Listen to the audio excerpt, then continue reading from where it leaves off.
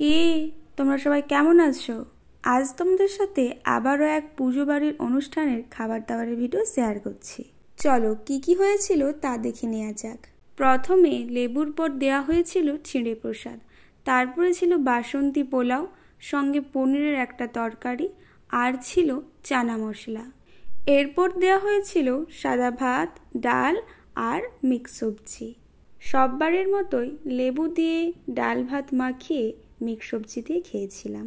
সেই প্রতিবারেরই মতো আমার একটাই কথা, যে কোন অনুষ্ঠানের নিরামিষ খাবার দাবার কিংবা ঠাকুরের প্রসাদ দুটো কিন্তু অসাধারণ খেতে হয়।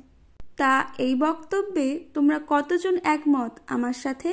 আচ্ছা, এবারে ফিরে আসি খাবারের কথায়।